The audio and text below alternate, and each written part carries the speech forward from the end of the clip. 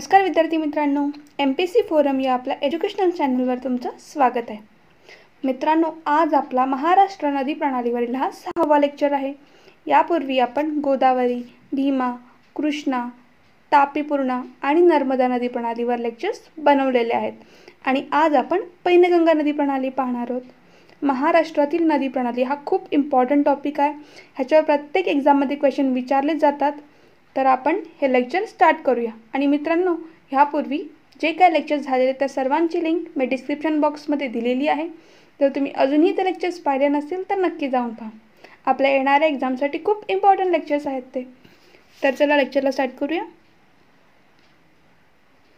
तर पैनगंगा नदी, तिचा आपण फर्स्ट उगम पाहूया। तिचा उगम कुठे होतो? अजिंठा टेकड्यात आग्नेय उतारावर, म्हणजे बुलढाणा पठारावरील अजिंठा टेकड्यामध्ये आग्नेय उतारावर पैनगंगा नदीचा उगम होतो। इम्पॉर्टंट आहे, अजिंठा टेकड्यामध्ये। आणि ही वर्धा नदीची प्रमुख उपनदी आहे। पैनगंगा ही वर्धा नदीची प्रमुख उपनदी आहे। विदर्भाच्या दक्षिण भागातून वाहणारी प्रमुख नदी कोणती असेल तर ती आहे पैनगंगा। आणि कोणत्या जिल्ह्यातून वाहते तर बुलढाणा, तिथे तिचा उगम होतो, बुलढाणामधील अजिंठा टेकड्यामध्ये। देन वाशिम, हिंगोली, नांदेड आणि यवतमाळ ह्या जिल्ह्यामध्ये पैनगंगा नदीचा प्रवाह वाहतो। नंतर चंद्रपूर जिल्ह्यातील बल्लारपूर या ठिकाणी पैनगंगा नदी वर्धा नदीला मिळते। ठीक आहे, तर लक्षात ठेवा उगम। नंतर ही वर्धा नदीची प्रमुख उपनदी आहे आणि जिल्हे बुलढाणा, वाशिम, हिंगोली, यवतमाळ आणि नांदेड। ठीक आहे, चला पुढची स्लाइड पाहूया।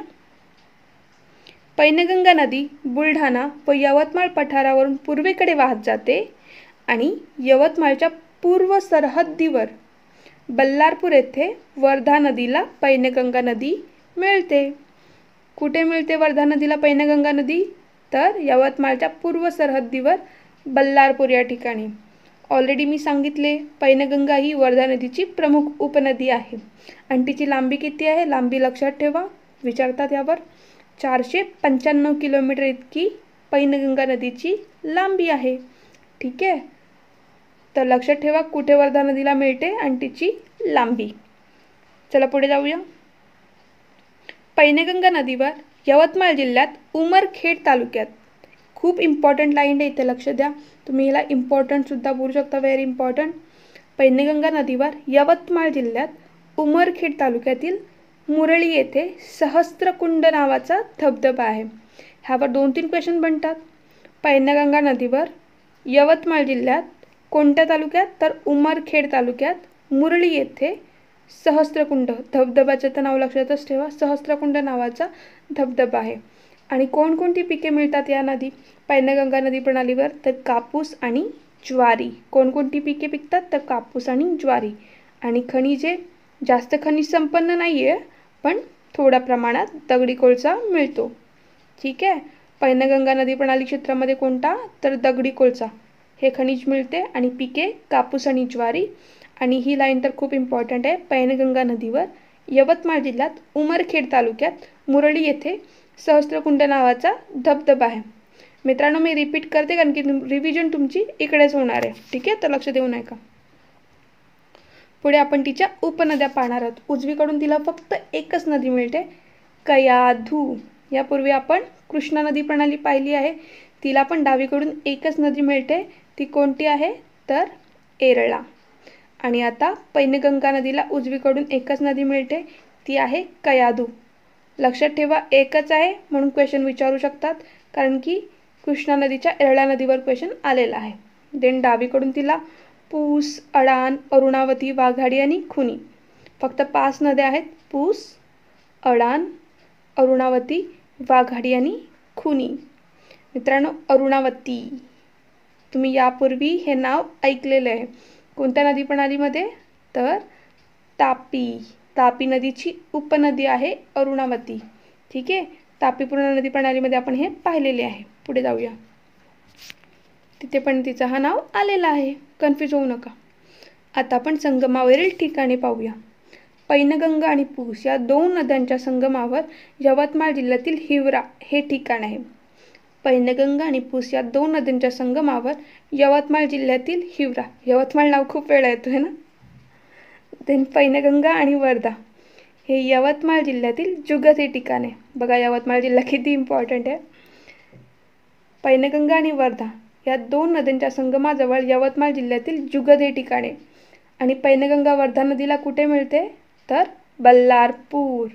हे नाव लक्षातच ठेवा, बल्लारपूर. ठीक आहे. आणि लक्षात राहिलं असेल पैनगंगा वर्धा जुगत आणि पैनगंगा पूस हिवरा दोन्ही यवतमाळ जिल्ह्यातील. पुढे पैनगंगा नदीवरील प्रकल्प हे पण यवतमाळ जिल्ह्यातील आहेत 4 प्रकल्प. इसापूर धरण, पैनगंगा नदी, यवतमाळ जिल्हा. इसापूर धरण हे पैनगंगा नदीवर आहे, यवतमाळ जिल्हा. पूस धरण पूस नदी, यवतमाळ जिल्हा. सायखेड धरण खुनी नदीवर आहे. सायखेड धरण खुनी नदी, यवतमाळ जिल्हा. वाघाडी धरण वाघाडी नदी, यवतमाळ जिल्हा. लक्षात ठेवायला टफ नाही आहे. पूस धरण पूस नदी आहे, वाघाडी धरण वाघाडी नदी आहे. सायखेड खेडवरून खुनी लक्षात ठेवा. आणि इसापूर धरण पैनगंगा नदी.